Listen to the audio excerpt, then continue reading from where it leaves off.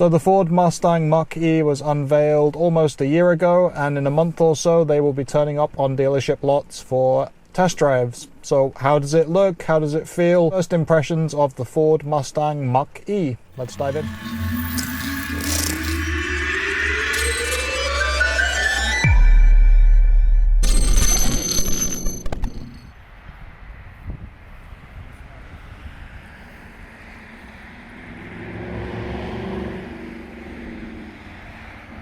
So welcome to another plug and play EV video with the Ford Mustang Mach-E, doing tours up and down both coasts to various Ford dealerships, and not yet test drives unfortunately, but this was on a dealership lot, you know, just around here, so we thought we'd go and take a look, sit inside, see what we could glean from just a sit and a play around, and that's what this video will look at. We have a more comprehensive dive into the car coming up later in November. Let's just take a look at the first impressions of the Ford Mustang Mach-E, what we like, what we maybe dislike, and some question marks once the test drives start to happen. Let's dive in.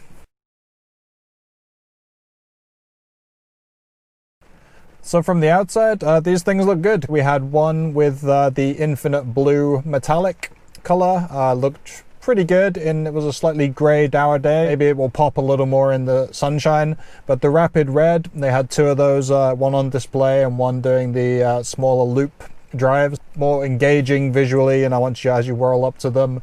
The infinite blue looked good as well. From the color swatches, the grabber blue looks like the one that will really pull attention, but that's going to be only on the first edition and the GT model, so probably only going to see a limited number of those. Walking around the car, you can start to see the Mustang influence really coming out. I looked at a lot of videos and kind of listened to some of the design team explaining how the car came to be, how they were trying to fuse this Mustang inspiration into the vehicle, even though we've obviously had all the controversy about it being a four-door SUV instead of the traditional two-door low-slung muscle car that Mustang is inherently supposed to be. It is for Mustang fans to speak to what they think the car should be, and I'm just interested in this as an EV enthusiast. Exterior though, it looks great. I mean, if you walk around the car, all of the angles I found look very sporty. It's very distinctive. You're not going to mistake this for anything else.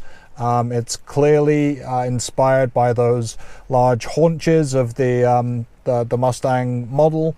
It's got an elongated nose, which, you know, is very in contrast with some of the other cars it might be going up against. As in the Bolt, the ID4 is going to go with a much shorter nose. You know, they're looking at turning circles. There's no frunk in either of those cars. Mustang Mach-E goes the exact opposite direction, with a very long nose, big frunk that's going to hold, you know, just a little bit less than 5 cubic feet. So there's big storage up there. It's a different take on the design. You don't have to have that big long front necessarily with an EV. Side profile was excellent. 3/4 profile views looked really good. The only one that didn't really take me was directly from the back. The lights look good. You know, you've got those 3 little slashes that are kind of synonymous with Mustang design, but then there's all these undulations. It's very busy. It's not a big, you know, rear end, but it's just kind of, there's so much going on that it feels a little bit kind of jarring compared to the rest of the car, which has quite sleek lines and looks very sporty. So just a small call out, you know, that didn't take me particularly, but other people have been saying they quite like it, so it's more of a subjective personal preference, as with most things that are design and aesthetics. Distinctive, it's going to be something that is very notable on the road. There's not going to be anything else that looks like it, and it kind of sets it apart from these, you know, more standard looking CUV SUVs that are coming out. So stepping into the cabin, which is where we spent most of our time, obviously because not being able to drive or do a lot of external footage. Touchscreen dominates it. It's a 15.5 inch, you know, massive portrait display, unlike the Model Y and Model 3, which go for the landscape. So it's in both of those vehicles, it's dominant, but in this one, you know, from the photos you'll see it looks like it's you know, taking over the entire dash. Actually, it didn't feel too overwhelming. You know, it's obviously the heart of the console. That's where all the action's happening in terms of your controls. The temperature controls for passenger and driver are both on either side of that tablet, and everything comes through there. So your navigation, your Android Auto, Apple CarPlay are all going to go through there. It seems to be well designed. It's got the Sync 4 Ford software, which is a brand new system that's going to start up in the Mach-E, and that's going to roll out through a bunch of other cars. They'll also be including something very similar, although slightly smaller touchscreen in the Ford Edge next year. It's something you see rolling down from EVs.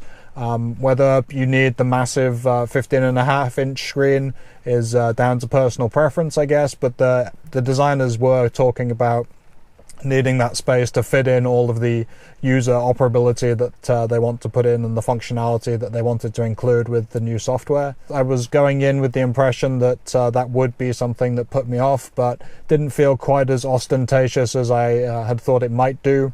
And actually, if anything, it was the smaller display for the driver's cluster that it had a letterbox kind of styling that you'll see on the screen here. I'm not entirely sure. I'd have to be actually driving to see whether that would be big enough to communicate all the information that I'd want. But, you know, the main thing is that it's there. I know most Tesla drivers will tell you that it's fine to have everything down here, and there are some advantages to not having this driver dash right in front of you, but I really don't want to lose it. I've driven in the Tesla Model 3. I've been fine with it. If I had a preference, it would be to have speed information and efficiency and a bunch of other, you know, state of charge all up here so that you can see what's going on and it's not a distraction every time you want to keep looking away to find that information. But first impressions, that's just a quick call out. But, you know, it may be that once you get in and start test driving the thing and have it set up to your personal driving position, then it's all fine and everything is on display that you need. And the cabin in general does feel pretty open and spacious, very tech forward, of course. Display is good, resolution was pretty crisp, the UI felt very responsive. In terms of comfort, yeah, it's it's a pleasant seat and cabin to be in. Driver's steering wheel materials feel pretty good, nothing to write home about, but, you know, solid. The seats, obviously one of the bigger complaints in the Bold TV, not something that I have a problem with particularly, but certainly in the Mach-E they're a little bit wider. There's much more support for your back, and it's their 8-way power seat and their memory, so you can, as you get into the car, it's going to detect your phone and set up your profile accordingly, so you're not going to have a situation where you're constantly changing the seats for different drivers. It's a pleasant cabin. I wouldn't say that it's particularly luxurious.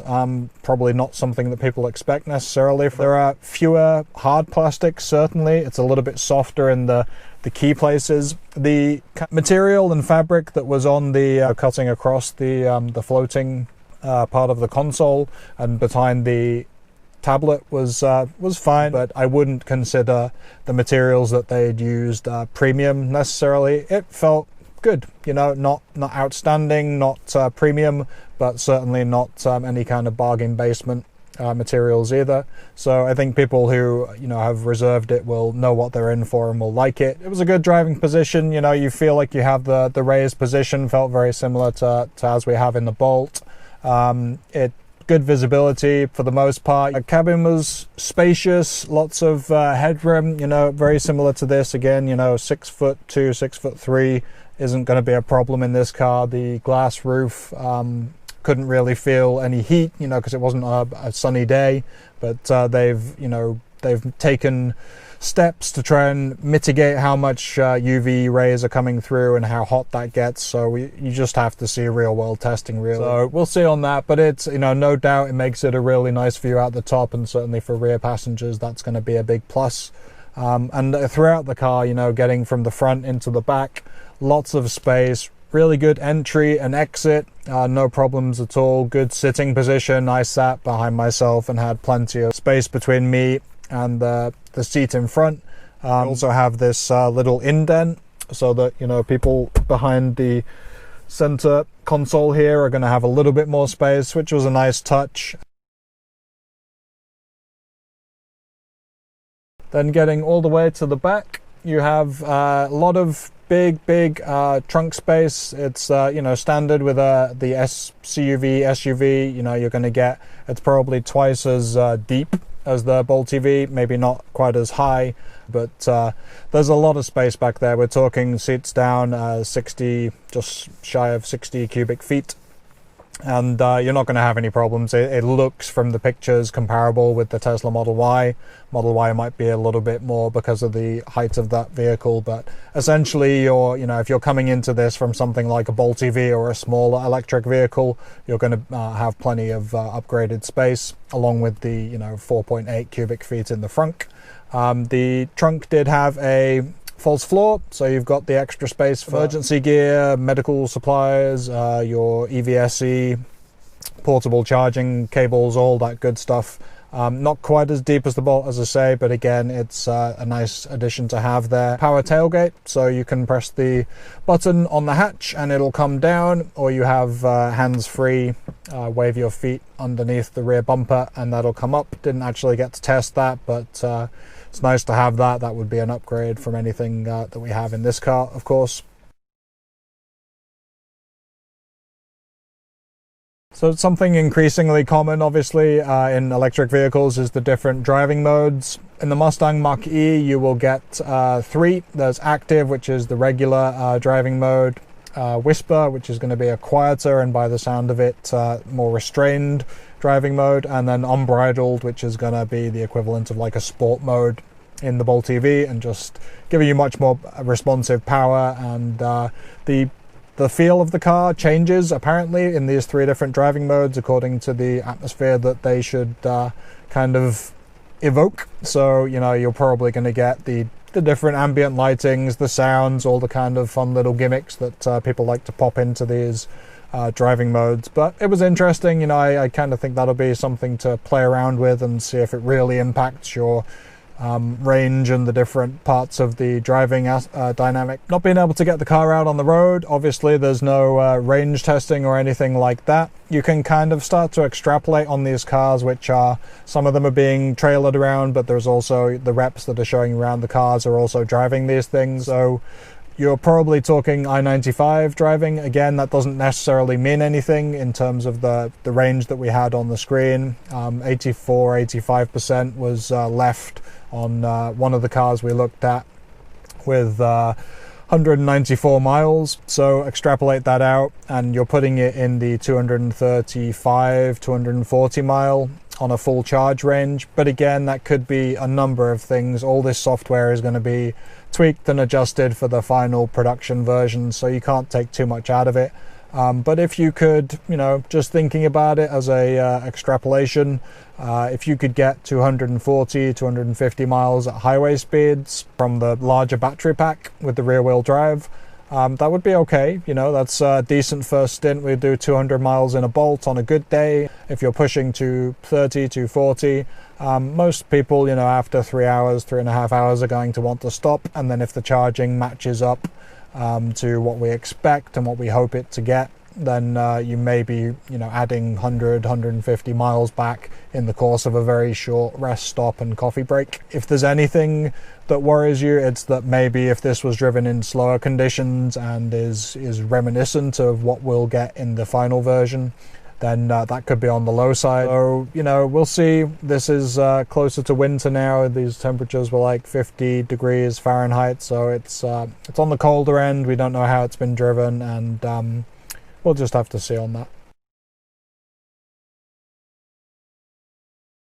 So all-round package, you know, it looks excellent from most of the angles on the outside. Very distinctive, spacious inside, pleasant cabin without being any kind of luxury or premium feel, aside from the technology, which I do think is, you know, heading in that direction of having all of the check boxes that you'd want because you have Apple CarPlay, Android Auto if you want it, baked into the system, so you can use some of the more key elements of the Ford Synkware. So there's a good mix there. It's going to be a lot of over-the-air updates for this thing. The designers are talking about, you know, regular cadence of updates and keeping it to have the latest software and latest data in there.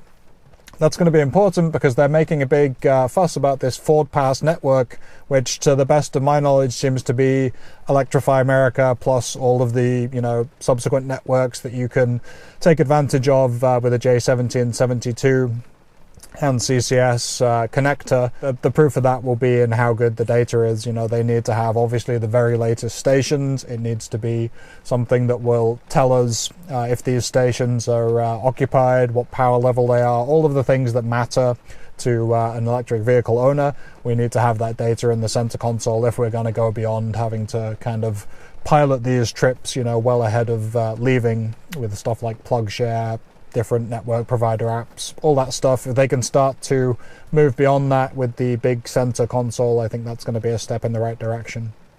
And of course, this is going to be a model that has plug and charge technology. We've done videos on that before. We'll have more of a comparison of the ID4, the Mustang Mach-E, and the Nissan Ariya in a video coming in the next week or two. So watch out for that one. But that's something for the future as well. And with the Mustang Mach-E having a partnership with Electrify America for 250 kilowatt hours of free charging, I think that will be one of the vehicles they'll try and work into the announcements of plug and charge now that it starts to appear on dealer lots in the next month or so. Be one of the first non-Tesla models that is going to, you know, really start pushing this 300-mile mark. Has a much larger battery, is going to be within that $40,000 to $50,000 price range once you start to factor in all the incentives and different credits that are in place.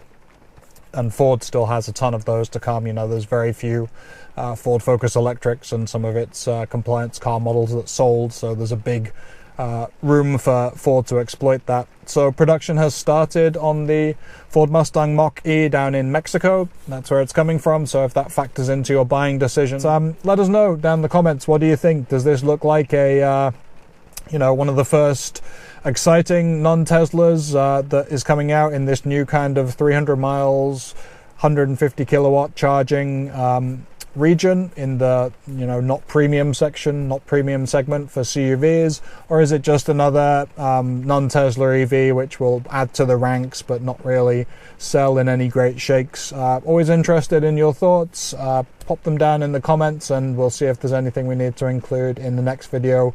2021 could be a big year for these popular segment electric vehicles, so let's cross our fingers that they all deliver and look forward to the real world tests. Thanks for watching and we'll see you in the next video. Cheers.